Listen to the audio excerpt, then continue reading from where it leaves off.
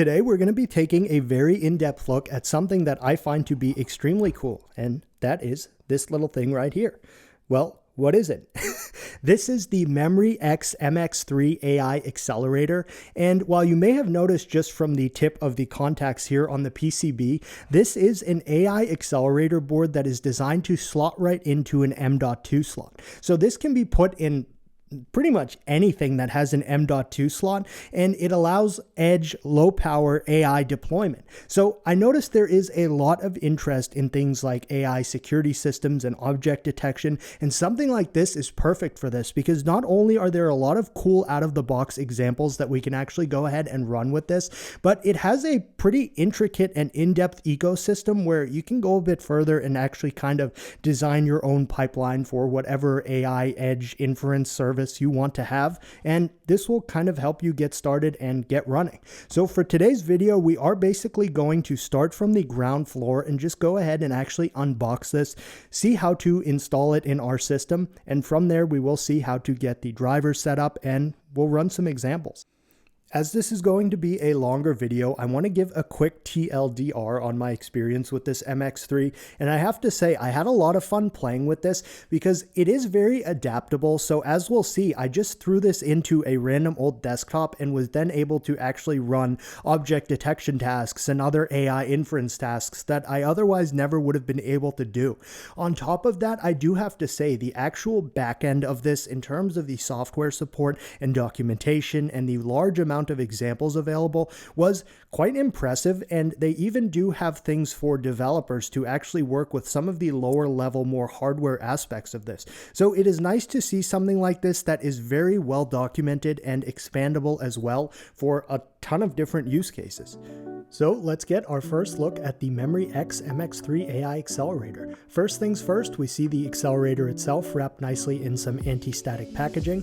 Following that, we can remove that section of the box to see a few other things. We have some screws for the heatsink and for mounting it. We have a sort of caddy that will allow it to be mated with the heatsink. And finally, we have the heatsink itself, which is pretty robust and cool. It does actually have some curvature to it, which is kind of cool to see. So with that, it is a really simple and easy unboxing, and we can now move into actually assembling this with the heatsink. In order to install the heatsink and put the accelerator onto its caddy, we are only going to need one thing, and that is a Phillips head screwdriver. To begin, I am going to just remove the caddy from the anti-static packaging, and we can see that there is some blue tape here which actually covers up some thermal pads on this, which is cool. There is also the logo there, which looks nice, but the thermal pads are actually pre-installed and just designed to help keep this cool, so it is nice to have those pre-installed. If you pull the tape off in a messy way like I did and you see one of the thermal pads has happened to stick to it, it is no concern, as you can just kind of reapply it as I do right here, so just make sure that you're a little more careful than I was there. The next thing we're going to want to do is actually install the accelerator into this, I suppose, caddy, and we want to make sure that the two nubs kind of line up. I know that's probably a little hard to understand, but basically there are two little pins sticking up in the back of that, and you will want to make sure that they slot in place there so we can see it is now in the correct orientation and installed. We're now going to go ahead and remove the heatsink from its packaging. We do see there is a blue tape with pre-applied thermal pads on this, but before we take that off, we want to make note of something orientation-wise. There are two additional pads on top of one side of the heatsink. Those pads are going to align with the side of the caddy that does not have the Memryx logo on it. As we carefully remove the tape, this time I made sure to be a little more careful, we want to make sure that the two extra thermal pads go in the same side as there is no logo. If that is a bit confusing, there is some actual visual guide for this on the Memryx website, which will make it a bit easier to understand what's going on. Once we have the heatsink placed correctly, we are going to empty the bag of screws and just take the 4 black Phillips head screws, and then we can use these to actually install the heatsink. Now, something to note with this is you may have to put a little bit more downwards pressure than you would expect, because we need to slightly compress the thermal pads so that the holes for the screws actually line up properly and then can be screwed in. So you can see I kind of struggled to get some of these in, but when I did eventually get my hands to work properly, I just installed them in kind of a cross pattern, so one side first, then an opposite side, and then so on. And I made sure not to over tighten any single one of these until they were all in place, and then I kind of just went and did a final tightening of them all. I did kind of drop one on the floor, so I had to pick that up, and then we can go ahead and just install the final one here. And I had to push down a little harder on that side, as that was the side with the 2 extra thermal pads on it, so there was a little more kind of pushback there. But it is now all set and ready to be placed into the machine as I do a final tightening of the screws to make sure they are all nice and seated. And we can see everything looks good. We've got the logo, and we're ready to go ahead and accelerate some AI. So while this is designed to work in a Raspberry Pi as well, or another kind of single board computer like that, which I do have right here, the Pi 5, which would work, I do have this old kind of build sitting around that I've not had anything to do, and I think it would actually be pretty neat to just put this directly into a desktop and then run some like object detection tasks and things like that from within this installed in the desktop. So being that that would be kind of cool, I am going to enlist the assistance of this build that I've had sitting around not doing anything, and we're basically going to go ahead and install it into here and then run through the steps from within this. So fortunately, installation of this is really quite simple. I have my desktop now ready to accept the accelerator module, and all we're going to need for this is 3 things. 1, the module itself. 2, a Phillips head screwdriver. And then 3, a Phillips head screw that will allow this to be secured in place. So that's what we're going to do right now. Regardless of the hardware you are going to be installing this in, the one thing we need to make sure that stays consistent is that the notch in the gold contacts and the notch in the M2 slot we're going to be using are correctly aligned. Assuming that that is proper, the next thing to do is basically just go ahead and gently slot this into your M2 slot. You're going to want to make sure that you're pretty gentle with this, as it will be kind of delicate, but assuming everything goes well, you can gently place it in and then kind of let go of it. You may be familiar with some M2 devices kind of sticking up like diving boards and being very springy. Fortunately, this has enough weight to it that it will kind of settle on its own, so we don't need to be too concerned about pushing it down when we proceed to this step, which is just screwing it in to make sure that it is secure. For this, I am just using one of the silver screws that came in the packaging that we saw when we went ahead and unboxed this, and I just gently and slowly screwed it in to make sure everything was aligned. Once it has been screwed in, we have completed the installation and we're ready to go ahead and start our system and get to installing some software and drivers. Now that the MX3 is physically installed into our machine, our next step is going to be to set up the software so we can actually use it for AI inference tasks. In order to begin, we are going to navigate to developer.memryx.com, which we can just paste into a browser like that, or navigate there, whichever you'd like to do. And once we're there, we are going to be met with the Memryx Developer Hub, which is basically just kind of what it is, like a developer hub. So there are install guides, there are examples and tutorials and things of that sort. Now, because we are going to be setting this up for the first time, we are going to actually want to just go ahead and follow along with the Getting Started Quickly guide here under First Steps. To do this, we can just click the green Getting Started button, and this will bring us to the Get Started guide. Now, I should note that here there are a few kind of pertinent things to know.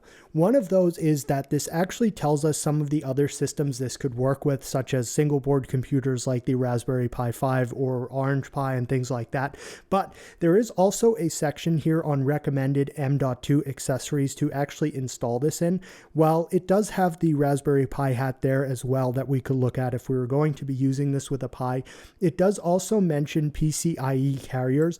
And essentially what this means is that the way I installed this into the desktop next to me was just placing it directly onto the slot in the motherboard.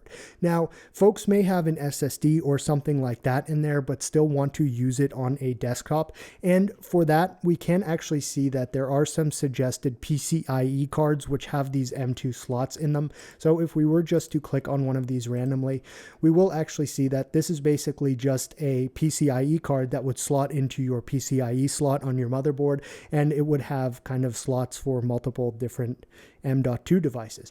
And in that, you can actually kind of use multiple ones of these as well. So that would be pretty cool if you needed more horsepower, I suppose, for whatever task you were going to use.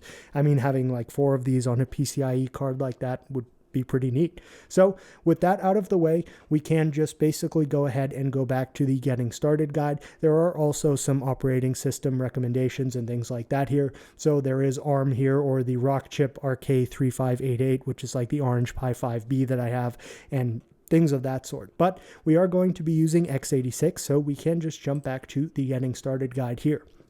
We do see that there is a setup hardware section, and if we do want to click on this, this is basically just going to show us some of the things that we've already gone through in the video, like installing the heatsink and then actually physically installing this onto the slot in the system. There is something cool here that will actually show us the temperature of the accelerator, and we won't run this right now because we need to install the drivers and the SDK and things like that first, but we are going to jump back to this and actually do this later because it is kind of cool to see. So from here, we are going to begin by actually installing the SDK, which we can begin to do by just clicking on installing Memryx SDK tools. And this will bring us to this page right here where we have some system requirements. Now I am using Ubuntu 2022.04. This is a completely fresh and blank install. This does actually also work with Windows, but I figure that a lot of the folks who are going to want to use this will likely be using some flavor of Linux. So being that that is the case, we are going to be doing this on Ubuntu. And fortunately, I am on Python 3.10, so the default install, as we see right here, will work with what we have set up out of the box with our Ubuntu 2022.04 system.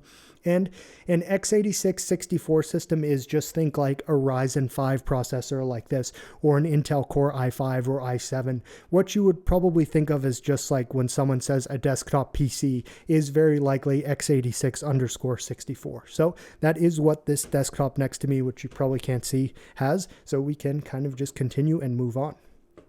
As a first-time installation, we need to prepare our system and follow step 1, which is just to initially check to see if we have a good version of Python 3 for this to work, which would be, as we saw up there, 3.9, 3.10, 3.11, or 3.12. Fortunately, this default install has Python 3.10, so we are all set to move on to the next step.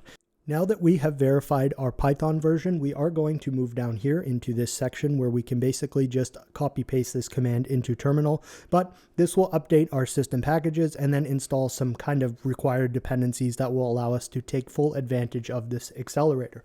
I should note now, for those who perhaps may be new to Linux, if you actually want to know how to open a terminal window, you can just type Control-Alt-T on the keyboard, which will open a new window, or from the dock, you can just click on Terminal, which will, of course, open it up onto the screen.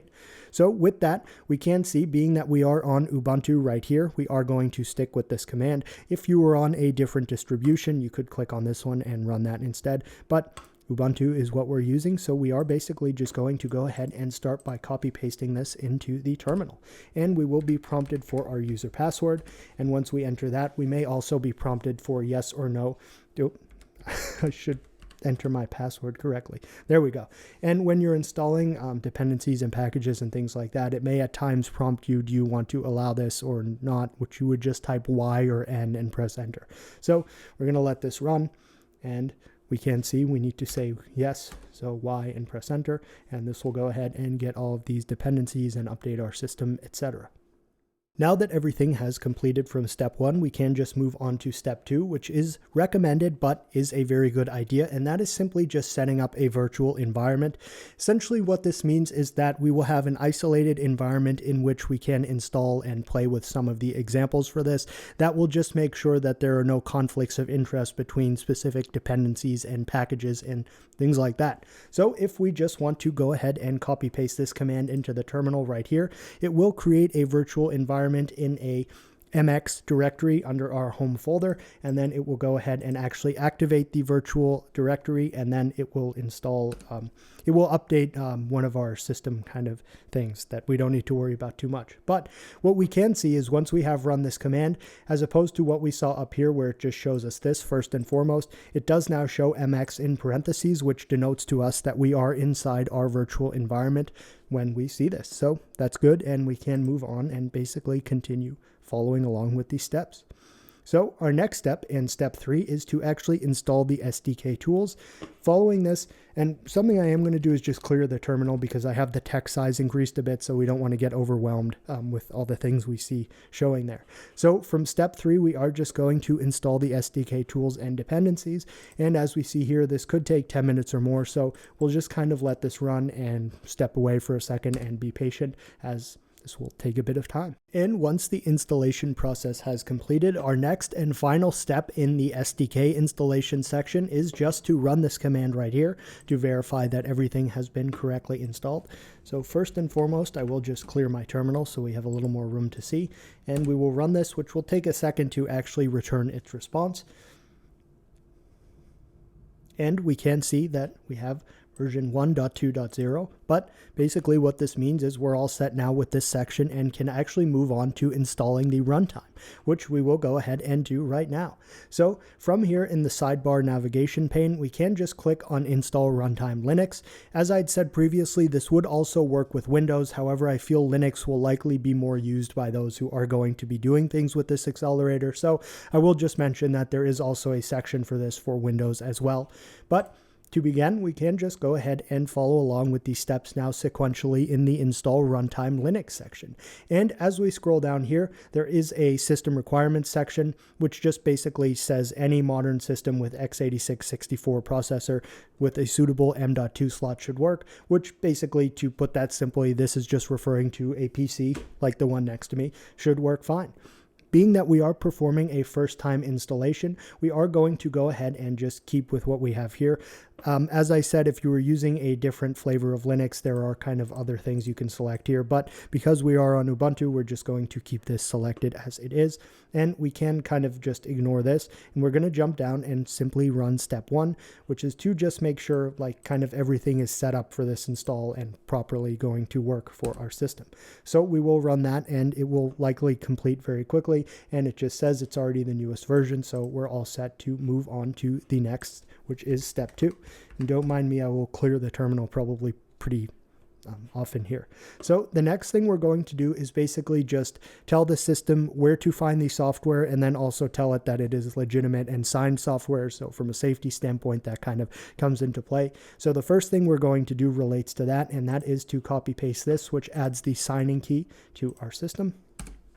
And once that's done, we are going to basically just tell it where the software is actually going to be able to be located, which is what the second command right here will do. Now, following that, we can jump on down to step 3, and being that we are in a newer system as denoted here, an older system would be something like pre-2014 or Intel Atom, so we don't really need to worry about that, but it is worth mentioning. We can basically go ahead and just run this command right here, which will update our system's package list, and then also install the Memryx accelerator drivers and basically everything to actually go ahead and allow us to use this accelerator. So we will go ahead and just paste that in and allow it to go. We will be prompted to allow the files to download, which we will type Y and press enter, and we will just kind of give this a little bit of time to go ahead and install everything. So once that's complete, we can go ahead and actually just collapse step 4 because we are not on an ARM system, which would be like the Pi 5 or the Orange Pi 5. So we can collapse that. And the next step is just step 5 to restart our system, which we will do real quick. And once the system is back up, we are just going to open another terminal window again. I just press Ctrl-Alt-T just to open it. It's kind of my preferred way. And we're going to open our browser once more to navigate back to the page we were previously at. So now that we have done that, I can make this window a little smaller. We can see that we left off right here on step 5 of the install runtime section. However, the next thing I want to do and note is that we're going to want to reactivate that virtual environment, and we want to remember to do that anytime we're actually going to be playing with something related to this accelerator. So if you don't recall the command to do that, don't worry, because I don't either. But fortunately, we can just go back here to the installing SDK tools section, and we will see the command to actually activate the virtual environment again, which is right here. So first and foremost, we will just do that. And then we will see that we are now from back within our virtual environment and can continue from step 5. So we did that, and we are back in the virtual environment. So the next thing we're going to do is simply verify the driver installation by checking its version, which we will do right here. And we can see we did get a list, and in that it shows us that this is our installed drivers version of 1.2.0-4.1. So this means the driver is correctly installed, and that is nice to see. If we scroll down here, we can see there's an upgrade section, which we can kind of go ahead and kind of ignore the rest of this section basically, because for what we need to do, we have actually correctly installed the drivers and we're ready to move on to the next section, which is just hello MXA. So from this section, we are basically going to get our first taste of actually interacting with the accelerator. And this is pretty much the final step we're going to need to do before we can actually go ahead and just run some examples with this. So we scroll on down to verify installation. And the first thing we're going to do is just run this command right here, which is essentially just going to have it say hello back to us and give us a little bit of pertinent information about itself. Essentially, we just want to make sure that the output we get matches what we see in the expected output block right here. And we can see that in fact it does. If it doesn't show the device map right here, don't worry too much, it will still work fine. So there can be like slight nuances and differences between the expected output, but most importantly, we do see hello from MXA, the group, the number of chips, and then the interface. So this is actually kind of cool. When it says 4, there are actually 4 individual like AI accelerator chips on that little device that we put in. So this is just kind of cool. The next thing we're going to do is kind of like a little benchmark for this. So we are actually going to download and compile a model, but really for what we do right here, don't worry too much about what we're actually doing and just kind of worry more that this is a kind of final test before we can then move on and play with this in a way that we want to. So the first thing we're going to do is just sequentially follow these commands. And first thing we're going to do is this one. So we'll copy paste this right in, which will go ahead and download and compile the model. And then we just want to, again, cross-reference the expected output we see in our own terminal system. Kind of matches what we see right here.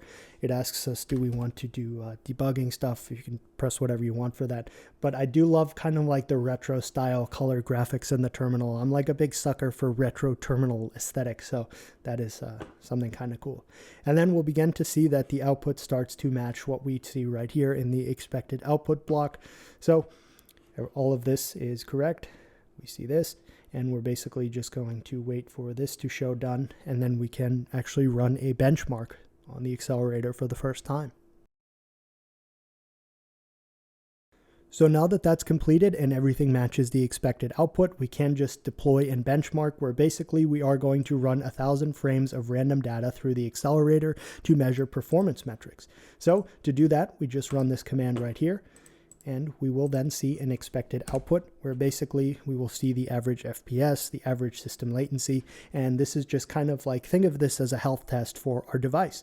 Fortunately, we do see that everything returned a result, which basically means that this is all set and we're now ready to actually begin playing with this with some vision examples or other things like that. So we can see we got 1879.16 and then our latency was 1.90 ms. So milliseconds. But basically, this is just kind of dependent upon probably your specific system and things like that. But the whole thing here is just that it's healthy, it's working, and we can now basically go ahead and use it.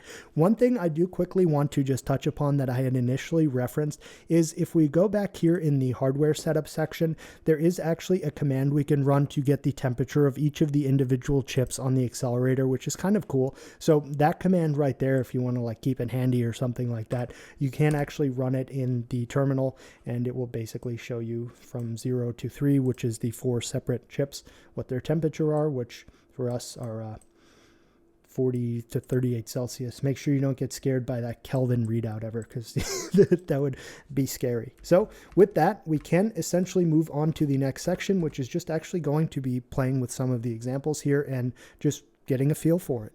So now that the quote-unquote prerequisites are all set up, meaning that we have the SDK, we have some other additional required dependencies, and the actual drivers installed, I want to just take a minute or so and talk about perhaps some of the additional cool things about this accelerator and perhaps its ecosystem at large, because these are things we perhaps won't touch upon when we go and just run some examples off the GitHub, but these are definitely things that folks may be interested in terms of actually going and developing their own own pipeline with which they want to use this accelerator. So real quick, one of these is just from the Get Started section where we previously left off. If we click on Overview right here, we do actually see some interesting and pertinent information about the accelerator, just some acronyms. So MXA is the Memryx neural network accelerator chip, is called MXA for short. MX3 is just that this is the third version, and there were 2 internal prototypes before it, so that's why it's called MX3.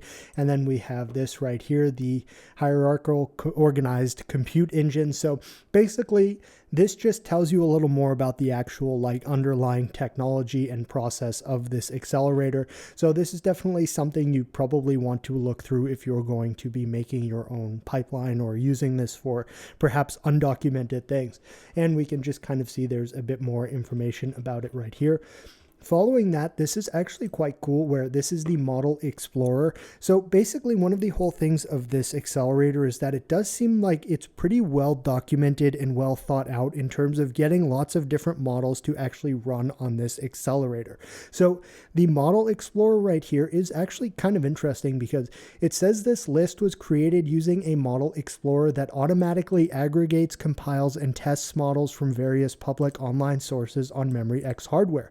So just that section right there makes me very interested in terms of like, ooh, is this an AI agentic thing? But that's kind of, I digress. But if we scroll down here, we can see that there's like a ton of different models that this has been tested with and things like that. So really my whole kind of like gist of this accelerator is that it is extremely expandable, and for developers or people who want to use this for perhaps undocumented use cases, there does seem to be a lot of foundational work done here in terms of actually going ahead and doing that. So that is just kind of something I wanted to go over real quick, even if we're not going to be going crazy in depth in terms of some of the actual like advanced, there's like driver level kind of talk and things like that. I did just want to make folks aware of these things because it really expands the actual potential of what you can then go ahead and do with this accelerator.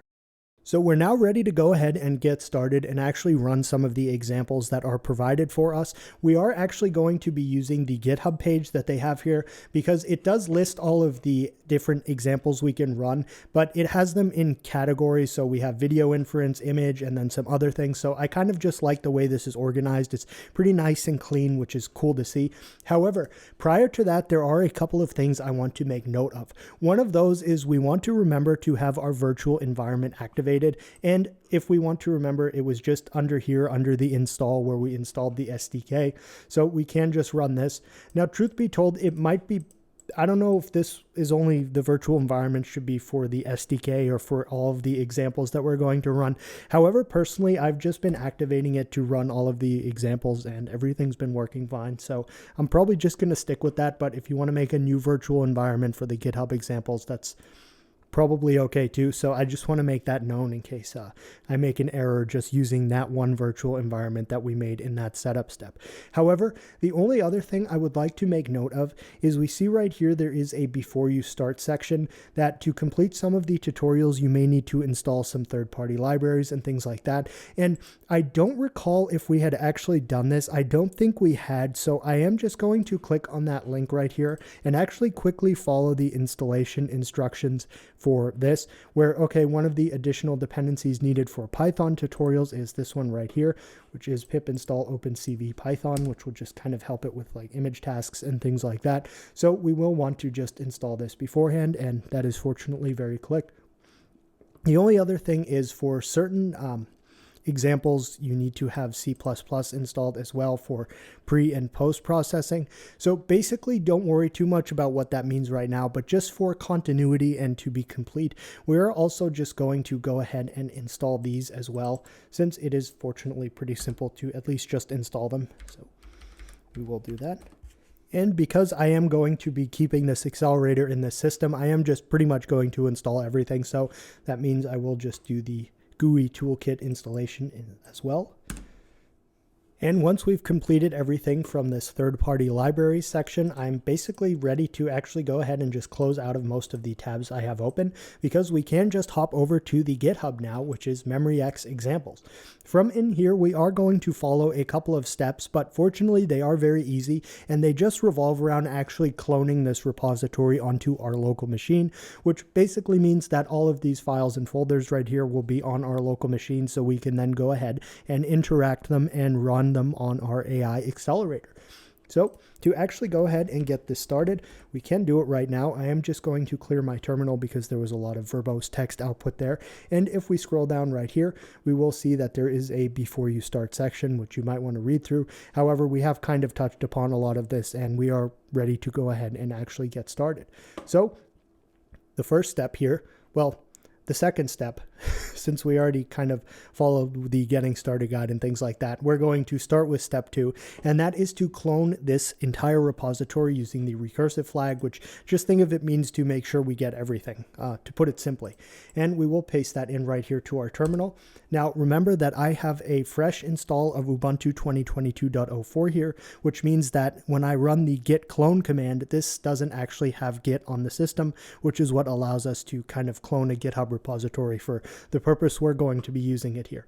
Fortunately, it just says, here's how you can install that command, which we will just copy paste. And when we do that, it will go ahead and do a few things. However, once this is successfully completed, we can go ahead and then just try once more to enter this command right here, which will go ahead and clone this GitHub repository onto our local system.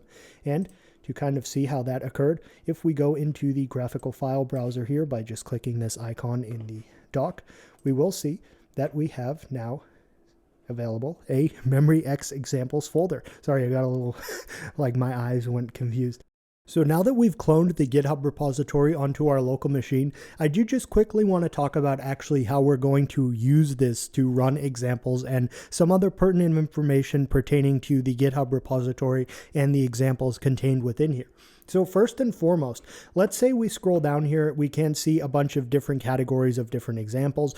The first thing I want to note is that under the OS tab here, this denotes which specific operating system these will actually work on. The Penguin is for a Linux distribution, and of course the Windows icon would be for a Windows operating system. So that is just kind of important to note. Everything we're going to be doing today will obviously be for Linux, as we are on Ubuntu.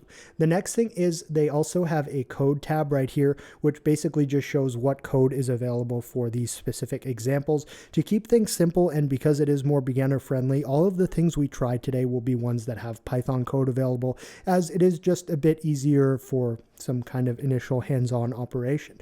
The next thing I want to note is actually how to go ahead and run these examples. So we are going to actually begin by testing object detection using a webcam and YOLO-X. So if we click on this, we're going to see the instructions on how to actually do this, but we want to make sure that we're actually in the correct directory to go ahead and run this or any other example. And what I mean by that is, as we cloned this repository onto our local system, we are actually going to want to make sure we're in the specific folder relating to the specific example we want to run. So fortunately, this is actually kind of simple once we get the hang of it. As we have cloned this onto our system into the Memryx examples folder, from the terminal, we are going to want to basically make sure we navigate to the same directory as what we're going to be following from the GitHub page. So for example, right here, I'm going to want to be in the Memryx examples folder under the video inference subfolder under the object detection YOLO-X subfolder. So if we navigate to that here graphically, we will see that that does in fact exist and shows us where we should be. So if I find it right here for object detection YOLO-X, which is right here, this is where we're going to want to be from within our terminal. Now, there are two ways of going about doing this. We can just manually type cd, which is change directory, and then type all of the verbose file names out like memory. I cannot type and talk. So that would put us just in the home clone folder that we have of Memryx examples. Or if we want to navigate graphically like we have done just here, we can click the three dots next to the actual kind of like file browser location here.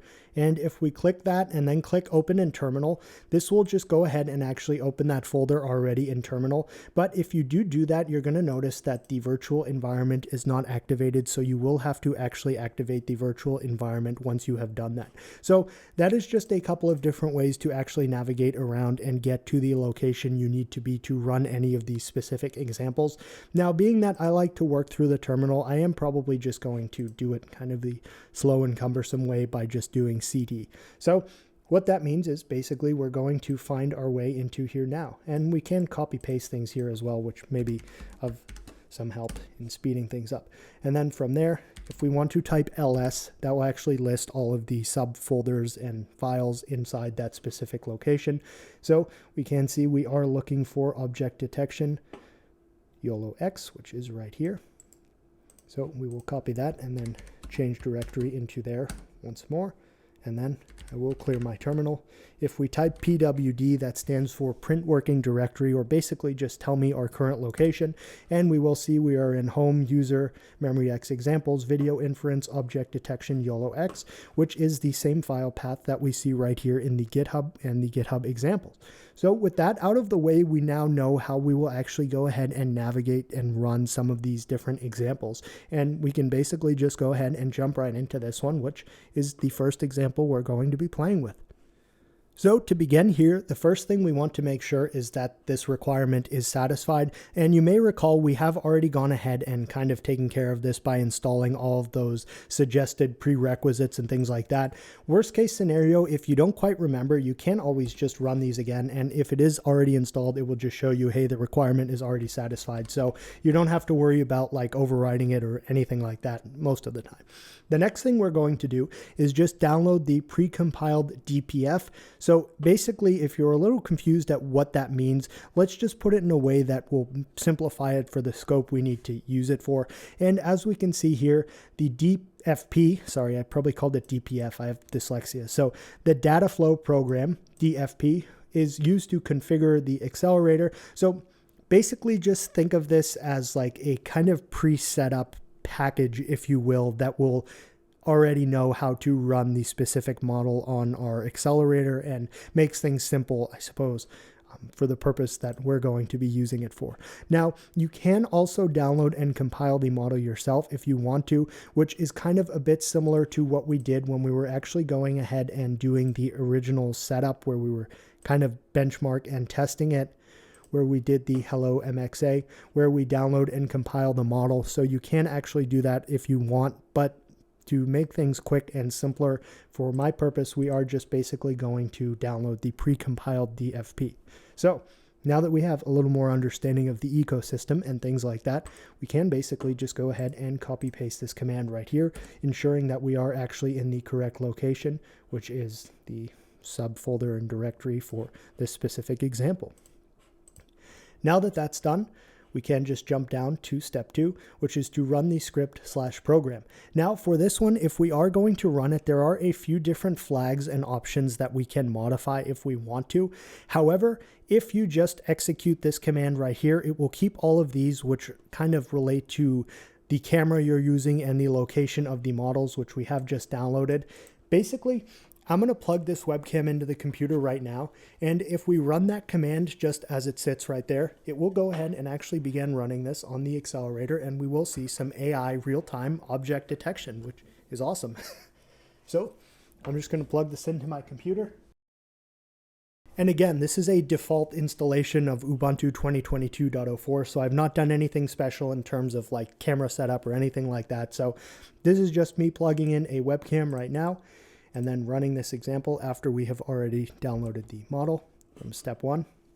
And it will go ahead and open up a window on the screen with the output of the camera, which we will see right here. And there we get some real-time object detection. Now, my lighting is not very good right now because I just have studio lighting set up for filming this video, so it's not like very illuminated in the background, but basically for what we're seeing right here, this is running real-time object detection in low light using the MX3 accelerator that we installed in our desktop PC right here. So this is so cool because this is otherwise something that we wouldn't have even necessarily been able to do with like an old desktop that was lying around like this, but now we're running real-time AI powered object detection using like not a lot of electricity, which is awesome. So we have person here. I would do the dog test with my dog Betty, but unfortunately she's not awake right now, so I have to omit that.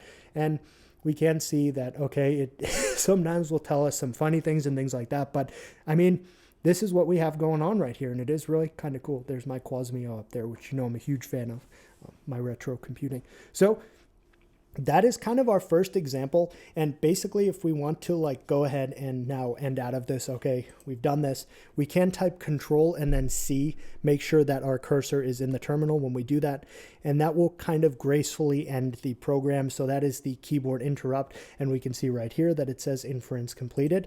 And really what we just did is run our first actual GitHub example for some real-time object detection using the AI accelerator. So, and this is one of like, basically there's a ton of examples here doing a ton of different things, not even necessarily image related, but I figured as a first example, that would be a fun one to test because one, it was simple, and two, it kind of satisfies something that probably a lot of folks are interested in doing, which is object detection or just doing something combining AI and a live video stream. So now that we've done that and we actually know how to kind of navigate around the locations of where we need to be running these examples from, we can go ahead and just play with some other things. But really, this is where like you're now on your own in terms of being able to actually go and play with this however you would like to whatever degree you would like to, which is awesome. Now that we have a good grasp on how to actually go about running things from the GitHub here on the accelerator, I basically just want to go ahead and try a couple more that perhaps look interesting to me personally. We can see that, as we saw earlier, they are basically just categorized by what example they are. So we have, of course, real-time video inference, which we tried with the object detection. Following that, there is some image inference stuff. There is multi-stream video inference, which is interesting because apparently you can run multiple streams of video at the same time on the accelerator to perform different tasks, which definitely this would be something kind of security focused. I think that a lot of use cases could really benefit from this specific category of examples. Following that, there's just some fun projects, which they look kind of cool. There's like reinforcement learning with Mario. This one's actually cool. Now, this is for Windows, so I can't run it right now, but it's called Aimbot. And basically, it's actually like an automatic aiming system. And they even have a disclaimer here like, hey, don't use this to cheat in online games. And it seems like this specific one is a really good starting point to like develop further, as it just does seem like a pretty simple example, but proof of concept wise and stuff, this one was very interesting to see because a lot of like the AI edge accelerators and things like that are more focused just on like video streams and things of that. But this definitely caught my eye and looks potentially a good way to get 99 woodcutting in RuneScape without having to do much. No, I'm just kidding. Don't know. And following that, there's like some accuracy calculation to evaluate models on the actual accelerator. And then finally down here, another thing that's interesting is just audio inference. So I think looking through all of these, basically what I want to try is one from the image inference section. And really, I think this satellite object detection with bounding boxes is kind of interesting and would have some potentially cool use cases depending on, I suppose, your line of work. As if we click on this, and I suppose we'll just jump into running this one right now first and foremost, as I do find this pretty interesting. So basically it can take like a image from Google Maps or something like that, and it will draw bounding boxes around things it sees within the image and then classify them, which obviously would have a lot of interesting use cases. So I think really we're just going to kind of go through and run this one and just kind of see how it goes and get a little experience with some image object detection. So we are back in the virtual environment that we have installed all of our packages and dependencies from within earlier when we were setting this up. And once we are there, if you recall, our next step is basically just to navigate to this actual location from within our local machine. So basically we will just go cd Memryx_examples and then /image_inference. And then once I get there, I just make sure I didn't mess up the typing. We are going to run this one right here, which is oriented bounding boxes. So we will just change into this directory from within the terminal, which we can do by CD and then entering that. And then basically once we're in there, we can go ahead and actually go ahead and follow the examples here. So the requirements are quite simple. We just need to install Ultralytics. So we will copy and paste this into the terminal right here. And once that's done, we are going to just download the pre-compiled DFP. You can, of course, also download and compile the model yourself if you wanted to. Perhaps that would be better for more like hands-on learning experience. But just as a demonstration, I will just go ahead and use the pre-compiled DFP model. So we will simply run this command right here to get the model and unzip it. Now, once the model is downloaded, we can basically just jump down to step 2, where we will first change our directory into the source subdirectory of this oriented bounding boxes folder.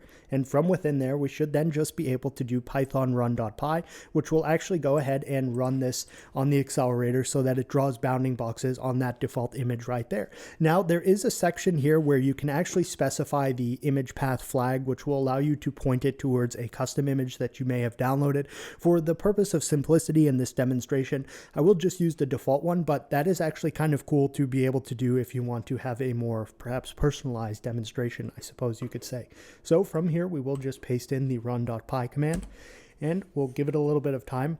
And eventually what should happen here is we will actually see on the screen the image shown with bounding boxes drawn on it, as we can see right here. And we can move our cursor around and we'll get like the X and Y telemetry here, but that's not as important. But we can basically see, and let me see if I can just kind of zoom in here. Okay, no, I don't know how to do that on this computer. But basically, so the blue boxes denote a small vehicle while the orange boxes denote a large vehicle. So we can see like here's a large vehicle, definitely, because that looks like a van that's sticking halfway out of the parking lot. This one as well right here. And then the rest of these are mostly just small vehicles. And it is cool because if you look, the empty parking spaces are actually not drawn around. So this is pretty cool that this actually just like did bounding box and detection on this right now. And you can see another large vehicle right here. So this was more of perhaps a simple example, but I honestly did find this interesting because there are a lot of perhaps like different use cases that this could be applicable to, definitely, just like being able to draw bounding boxes on objects from a bird's eye view. So I wanted to show this, and basically we're just going to hop back now and find another example that we want to run. Now, something I did see that I found to be very interesting was this one right here on the bottom, which was speech emotion recognition. So basically it will listen to your speech and then determine based on like the tone of your speech what emotion you are speaking with, which is quite interesting. So this is something that I think is pretty cool, and I want to try this one as well. I'm just going to go ahead and click on this, and the first thing we're going to want to do is just make sure that we change the actual location we're in the terminal to match from this directory. So we'll be in audio inference, speech emotion recognition. If we want to change back, we can do cd ... which will move us kind of like up a level. So you could just do that a bunch of times if you wanted. And you could also do cd ... /... which would just move you up like 2 levels. So basically you can see that moved us up in front of here and then in front of here as well. So if we did that, we would actually have to go back into the Memryx_examples again. And once we're in there, we are going to go to audio inference. All right, and I will clear my terminal, and we are now in the correct location to actually go ahead and try this out. So if we scroll down here, there are some requirements we need to satisfy. 2 of these are to 1, install Flask, which is just kind of going to allow this to run on the web so we can actually go and kind of access it, to put it kind of simply. The following is to install FFmpeg, which just think of as like it will help with audio related tasks on a Linux system or other systems. So we can see if we enter that, we have to also enter our user password. And they do say here, depending on which OS you use, you may have to do something else. So, okay, we see here that we did actually encounter an issue, but they do say if you do encounter an issue here, you can just try this instead. So we're going to go ahead and just do that. And everything seems to have worked, so that is good to know and cool to see. So just make sure if you encounter like what I did running this one, you can just go ahead and run this instead. So the next thing we're going to do is, of course, download the pre-compiled DFP, which we can just copy paste this command to do. And we can see that once it downloads, it also does tell us actually like where it's going to place these files and things like that, which can be useful in terms of actually running some of these, because there is going to be a default path where it will look to run the models, but knowing where it goes as well is also helpful for, I suppose, customization purposes and things of that sort. So with that done, I am going to clear the terminal, and I do actually have a little microphone, and yes, this is actually a microphone. It's not necessarily of the highest quality, but before we do this, I'm going to plug this into my machine and see if it's set up properly. Now I have plugged the microphone in, and I do just want to go into the settings here on my system, and under sound, I want to see if that microphone is actually, hey, okay, let's see, test. Okay, so it does kind of work. It perhaps may not be too good, but we'll see how we do, and then I could get a better microphone, I suppose, if necessary. So now that this is done, we can see from step 2, we want to just run the script and program. Now, if we do try to cd here, we're already in this folder, so we're just going to want to go to source Python. So we'll just do cd and then source Python. Then following that, we're going to run python app.py, which will go ahead and give us a link to our local host, which basically means we can click on this and then open this in the web browser. And we see that right here. So if we go ahead and control click on this, it will open it in our web browser, and we can see that we have kind of a pretty cool web interface here. Let me see if I can zoom in a little so it's a bit easier for us to see what's going on. Hey, what's up? All right, let's try it. Okay, so it seems like we got an issue with FFmpeg right here. So there are some sample audio clips here. Let me just try one other thing. So FFmpeg is not happy. Let me see why. Let's see if I can solve this issue.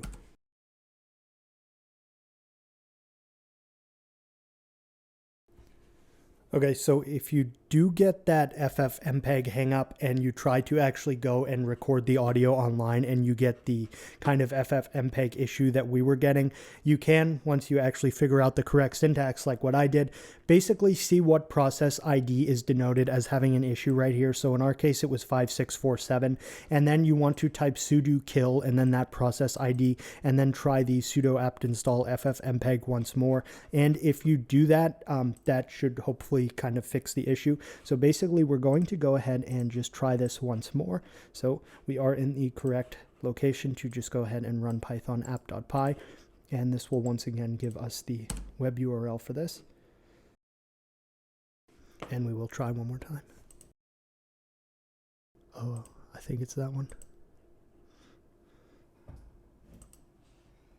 How could you do this to me? I don't know. All right, let's see. How could you do this to me? All right, cool. So then let's, fingers crossed, upload. Anxiety, fear, and sadness. All right. That totally works. It's kind of cool and funny. All right, let's try. So I don't know if you've seen the movie The Room with Tommy Wiseau.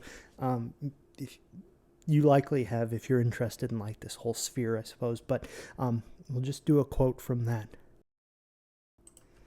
Everybody betray me. I'm fed up with this world. All right, so that's a quote from The Room.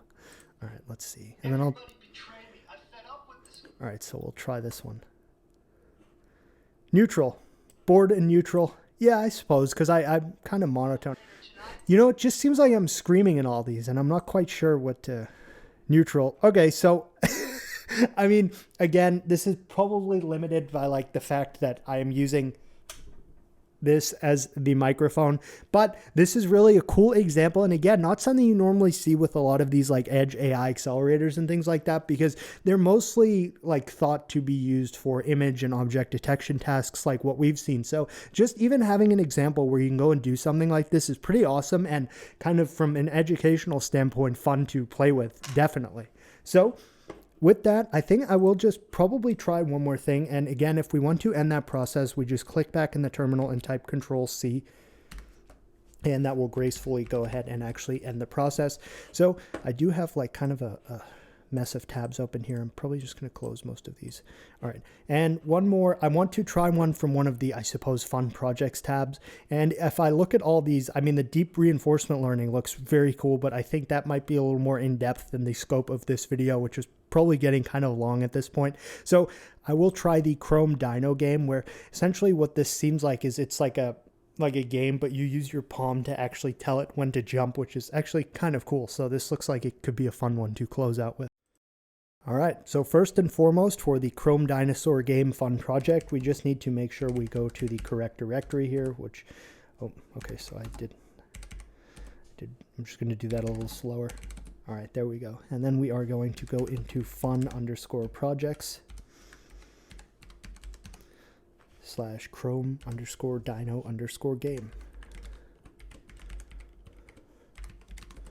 All right, and now that we are in there, we can then proceed and follow along with the instructions right here. So there are a few prerequisites that we need to have installed, and those commands are right here, which we can go ahead and just run in the terminal.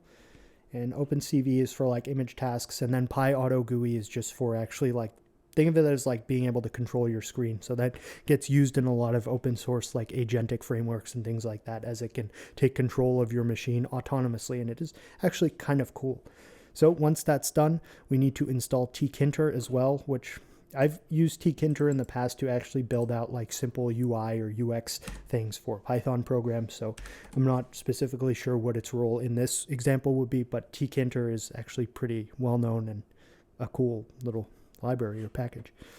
Once that's done, we are going to install wmcontrol, which again is just like about helping control the system, I think, autonomously. Don't quote me on that one. I'm not super familiar with that. And the next thing we're going to do is download and install Google Chrome. As you may have guessed from the name, this actually does require Google Chrome, but fortunately they do actually just give you a real simple way to go ahead and do that without actually having to leave and go to a different web page to then graphically download it. So that is quite nice. And we can then just go ahead and install the downloaded package right here. And once that's done, we will just launch Google Chrome by running this command right here.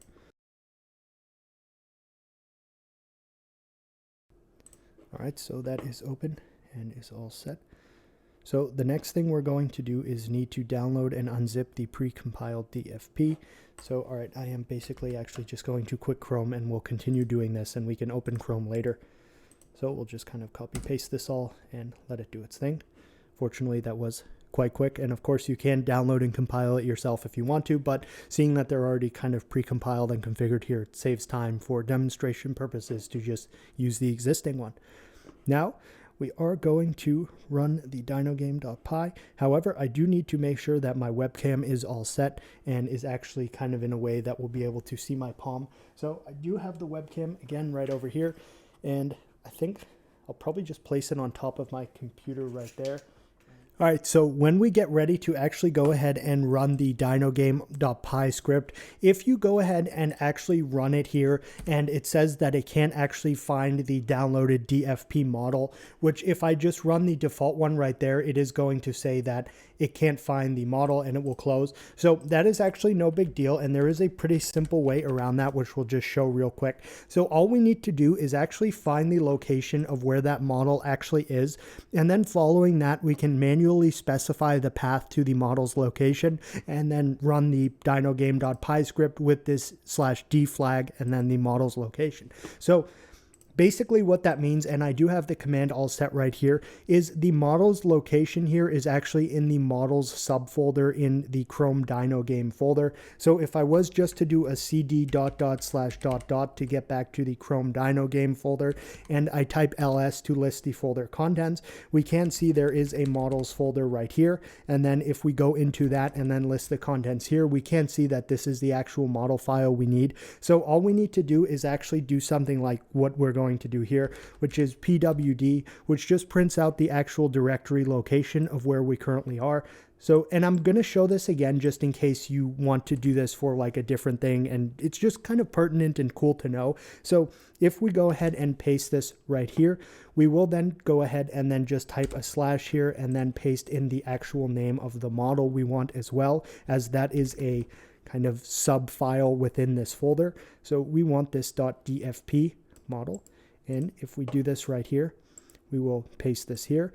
And then all we need to do is just use the -d flag right here to append that after the Python and then run dynogame.py. So Python run underscore dyno underscore game.py. And then with the -d flag right there, once we run this in the terminal, we will actually have manually specified the location of the model we downloaded, and it will actually go ahead and get working. And I have played with this. It is actually extremely fun. So that is, so I made a huge mistake right here because I was still in the models folder. So we're just going to go up one level, and then we need to see where we are. So we're going to go into source, and then from source, we are going to go into Python. And then from there, we can go ahead and run the new command we have with the manually specified model file. So if we paste that right here, I didn't open Chrome here. I think it will actually automatically open Chrome, but I don't. Okay, so it does. And then see, it types it there. So it will pop up there. So you can use your palm, but I was using my head because, okay. So, oh, hold on. I just had this working. There, see? Watch. So, oh. Oh. It jumps when it sees my palm up. So this is actually like, there's a learning curve here, but I'm having like a performance. Oh. So I'm using my head. I know this probably looks like very odd, but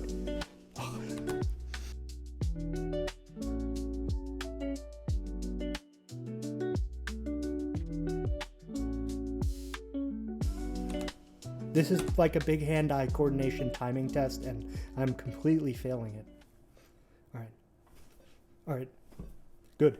Okay, so you have to like know when to jump, but all right, I'm not going to get all like, you know, up and trying to get a high score, but this is just really quite neat to be able to do this.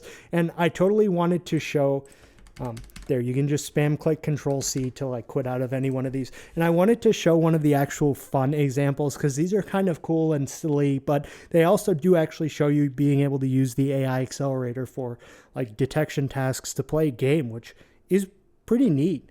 So that is going to wrap up what is undoubtedly a fairly long video on the Memryx MX3 AI accelerator. I have to say this was a ton of fun to play with, and while I will personally likely use this for more like object detection camera-based scenarios, just the massive amount of different actual examples given here and things you can build off was a lot of fun to have, and the documentation even on the Memryx website is actually quite in-depth, even for those who maybe really want to get into like the nitty-gritty performance optimizations of this actual hardware. So this is cool, and it does have a very robust ecosystem behind it, which is something that I always look to see because documentation is at least 50% of a product, and that really kind of comes into play here. So there's lots of cool examples. It's very fun to play with, and this is going to wrap up a pretty in-depth video on the MX3 accelerator. So thank you for watching, and if you have any questions, just let me know.